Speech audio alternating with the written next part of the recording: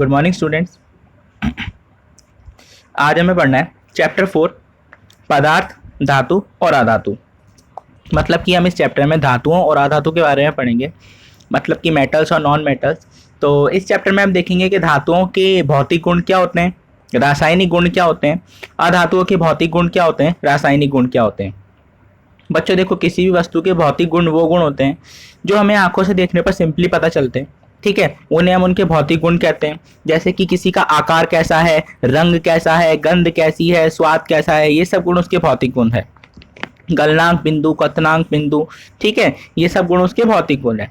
फिर उसके बाद हम देखते हैं कि उसके रासायनिक गुण कैसे हैं। अगर हम रासायनिक गुणों की बात करें तो पदार्थ के रासायनिक गुणों में हम देखते हैं कि पदार्थ जो है वो किसी किसी अन्य पदार्थों से किस तरीके से प्रतिक्रिया करता है, रासायनिक अभिक्रिया करता है और क्या क्या नए पदार्थ बनाता है। तो इस चैप्टर में हम धातुओं के भौतिक गुण और रासायनिक गुण व अधातुओं के भौतिक और रासायनिक गुणों का अध्ययन करेंगे। वैसे आप लोगों ने पहले भी क्लासों में पढ़ा होगा कि जो धातुएं होती हैं उनकी जनरल प्रॉपर्टीज क्या क्या होती हैं, है ना, सामान्य भौतिक गुण क्या क्या होते हैं। तो स्टार्ट करते हैं। फर्स्ट देखो, आपके एक क्रियाकलाप दे रखा है बच्चों 4.1। क्रियाकलाप मीन्स ये एक्टिविटी है, आपको परफॉर्म करनी है। वैसे परफॉर्म करने की जरूरत नहीं है, इसको जनरली हम समझ लेते हैं। एक लोहे की कील, एक कोयले का टुकड़ा, एक मोटे एल्यूमिनियम का तार और एक पेंसिल ले लीजिए। लोहे की कील लेकर उसे हथौड़े द्वारा पीटिए। आप क्या देखते हैं? पराक्रम में आप स्वयं को चोट न पहुंचाएं व किसी बड़े जने की मदद लें। जोर से पीटने पर क्या होता है? एल्यूमिनियम के तार पर भी जोर से चोट करिए। इसी प्रकार का पराक्रम कोयले के टुकड़े और पेंसिल की लीड के साथ दोहराइए। आप क्या निश्चय पर पहुंचते हैं व आप क्या ऑब्जर्व करते हैं?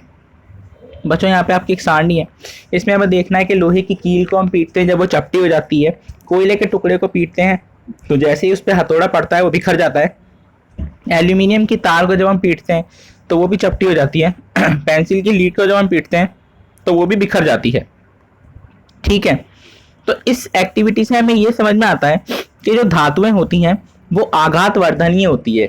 आघात वर्धनीय का मतलब है बच्चों, जैसे किसी चीज के ऊपर अगर हम हथौड़े या किसी अन्य चीज से प्रहार करें तो वो बिखरती नहीं है बल्कि उसकी चद्दर बन जाती है, वो चपटी हो जाती है, उसका आकार परिवर्तित हो जाता है।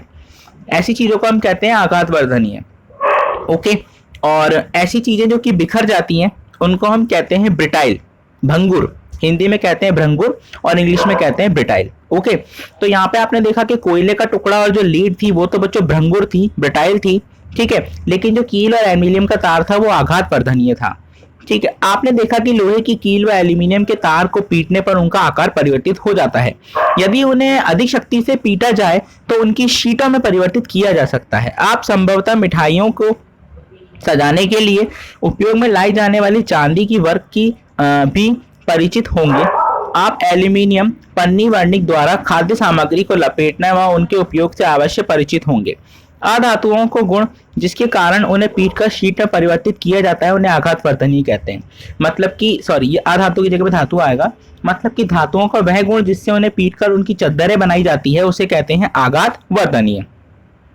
यह धातुओं का अभिलक्षणिक गुण है, मतलब कि यह धातुओं में उपस्थित होता ही है, ठीक है। जैसा आपने देखा होगा कि कोयला और पेंसिल लीड के पदार्थ व गुण प्रदर्शित नहीं करते हैं। क्या हम इन्हें धातु कह सकते हैं? क्या आप बिना प्लास्टिक या लकड़ी के हत्थे वाले गर्म धातु के पात्र को स्वयं को बिना आघात पहुंचाए पकड़ सकते हैं? हम ऐसा भी नहीं कर सकते बच्चों। अब क्या होता है, देखो धातुओं के जनरल गुण में आपको बताता हूँ क्या क्या होते हैं। जो सामान्य प्रॉपर्टी होती है ना, जनरल प्रॉपर्टी और सामान्य गुण होते हैं वो मैं बताता हूँ। धातुओं के गुण होते हैं, धातुएं आघात वर्धनीय होती हैं, धातुएं ऊष्मा व विद्युत की सुचालक होती हैं, धातुओं में अपनी एक चमक होती है, धातुओं पर आघात करने पर उनसे ध्वनि उत्पन्न होती है, धातुओं की चद्दरें बनाई जा सकती है, धातुओं के तार बनाए जा सकते हैं, ठीक है। धातुओं का गलनांक बिंदु बहुत ज्यादा होता है। तो ये सब जो गुण है बच्चों ये धातुओं के गुण हैं। इसके विपरीत अधातुओं के गुण भी होते हैं, वो हम आगे पढ़ेंगे। अभी हम धातुओं के बारे में पढ़ रहे हैं, ठीक है।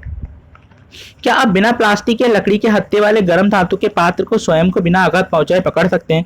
अब जैसे आपको पता है कि भाई चाय बनाने के लिए केतली रखते हो गैस के ऊपर, तो उसे पकड़ने के लिए हमें मेटल की किसी चीज का यूज लेना पड़ता है या फिर हम कपड़े की हेल्प से पकड़ते हैं। डायरेक्ट हाथ से पकड़ के तो नहीं छान सकते। वो क्यों? क्योंकि जैसा अभी मैंने बताया धातुओं के गुण में धातुएं ऊष्मा की क्या होती हैं, सुचालक होती हैं बच्चों, ठीक है।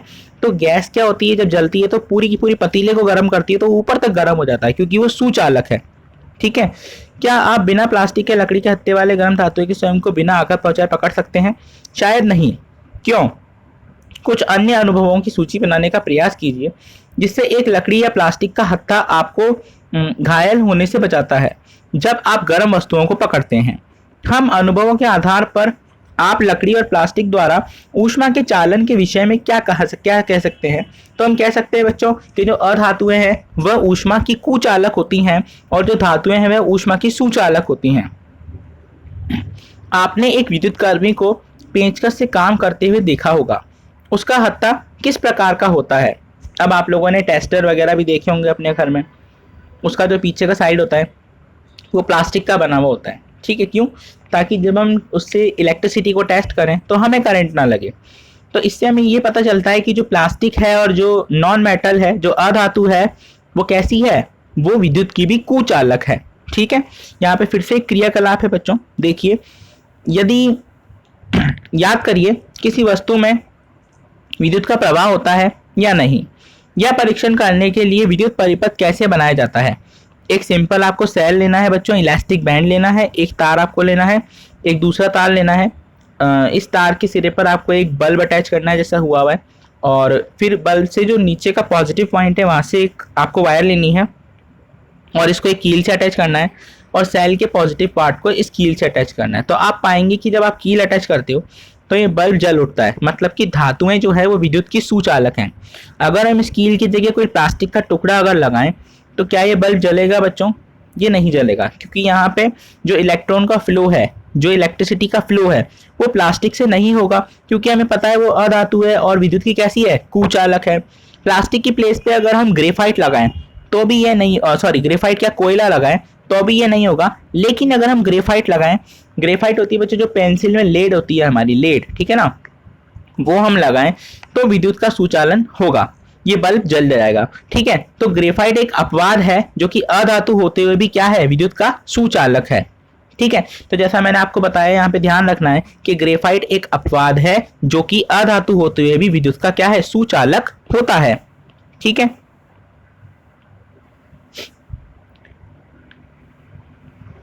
आपने पाया कि लोहे की छड़, कील व तांबे का तार सुचालक है जबकि गंधक व कोयला कुचालक है। आप एल्यूमिनियम और तांबे के तार का उपयोग कहाँ देखते हैं? अपने घरों में आपने देखा होगा जब लाइट फिटिंग होती है या कोई भी इलेक्ट्रिकल इंस्ट्रूमेंट होता है बच्चों, तो उसमें से कॉपर वायर होती है, एल्यूमिनियम की वायर होती है। क्या आपने कोयले की तारें देखी हैं? कोयले की कभी तार नहीं बनती है, पता है आपको। जो भी तार आपकी बनती है वो सब किसकी बनती है? धातुओं की बनती है। धातुओं का वह गुण जिनसे उनकी खींचकर तारें बनाई जाती है उसे तन्यता कहते हैं। उसे क्या कहते हैं बच्चों? तन्यता। तो हमने अब तक धातुओं के 4 गुण पढ़ लिए। धातुएं आघात वर्धनीय होती हैं, ठीक है। धातुएं विद्युत और ऊष्मा की सुचालक हैं, ये भी ठीक है। और धातुओं को खींचकर उनके तार बनाए जा सकते हैं जो कि उनका तन्यता का गुण कहलाता है। क्या आपने कभी लोहे की शीट और प्लेट, धातु का सिक्का और एक कोयले का टुकड़ा फर्श पर गिराकर उसे उत्पन्न ध्वनि को अंतर पर ध्यान दिया? यदि नहीं तो अब आप प्रयास कीजिए। बच्चों देखो, आपने ऑब्जर्व किया होगा कि कभी कोई लोहे की प्लेट आपसे छूटती है, स्टील की प्लेट आपके हाथ से छूट जाती है तो वो कितनी तेज साउंड करती है, जैसे ही गिरती है वो बहुत तेज आवाज करती है।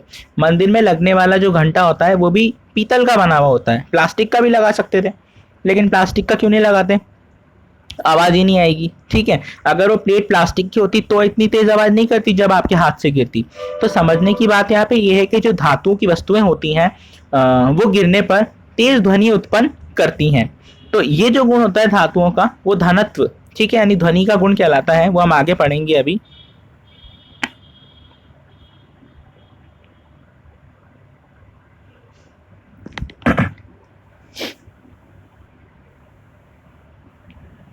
क्या आप उत्पन्न ध्वनियों में कोई अंतर पता कर सकते हैं?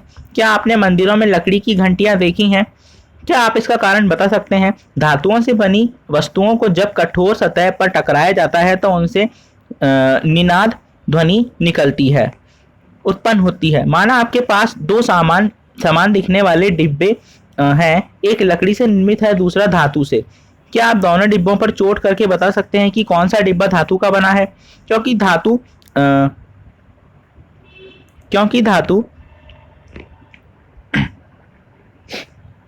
क्योंकि धातु गायन ध्वनि उत्पन्न करती हैं, अतः वे ध्वनिक कहलाती हैं। वो क्या कहलाती हैं? ध्वनिक। वस्तुओं के अलग अन्य पदार्थ ध्वनिक नहीं होते। उक्त क्रियाकलाप करने के पश्चात हम कह सकते हैं कि कुछ पदार्थ कठोर, चमकीले, आघातवर्धनीय, तन्य, ध्वनिक और ऊष्मा तथा विद्युत के सुचालक होते हैं। ऐसे पदार्थ जिन्हें सामान्यतः ये गुण उपस्थित होते हैं उन्हें धातु कहते हैं। धातुओं के उदाहरण है iron, copper, aluminium, calcium, magnesium इत्यादि। इसके विपरीत कोयला और सल्फर जैसे पदार्थ नरम होते हैं तथा दिखने में मलिन है। ये हथौड़े की हल्की सी चोट से टूटकर चूर चूर हो जाते हैं, ध्वनि उत्पन्न नहीं करते हैं, ऊष्मा और विद्युत के कुचालक होते हैं, अर्थात ऐसे पदार्थ अधातु कहलाते हैं। तो बच्चों हमने यहाँ पे दो पदार्थों के बारे में पढ़ा आज, धातु और अधातु, जिसमें हमने धातुओं के सामान्य गुण पढ़े। ठीक है, सल्फर, कार्बन, ऑक्सीजन और फास्फोरस इत्यादि। सोडियम और पोटेशियम धातु नरम होते हैं। यहाँ पे बच्चों एक नोट दिया हुआ है, इंपॉर्टेंट है। इसमें देखो कुछ नरम धातुओं के नाम दिए हुए हैं जिनको आप चाकू से काट सकते हो सिंपली, जैसे हम चाकू से बटर काटते हैं उसी तरीके से ये धातुएं भी चाकू से कटती है। सोडियम व पोटेशियम धातुएं नरम होती हैं, इन्हें चाकू से काटा जा सकता है। मरकरी एक ऐसी धातु है जो हमारे कमरे के तापमान पर भी द्रव अवस्था में होती है। वैसे धातुएं ठोस अवस्था में होती है, लेकिन मरकरी एक ऐसा धातु है जो कि कमरे के तापमान पर द्रव अवस्था में उपस्थित होती है। ओके, आज के लिए इतना ही बच्चों, थैंक यू। नेक्स्ट क्लास में हम अधातुओं के गुण पढ़ेंगे, भौतिक अवस्थाएं, और उसके बाद में स्टार्ट करेंगे धातुओं के रासायनिक गुण और फिर अधातुओं के रासायनिक गुण। Okay, class over.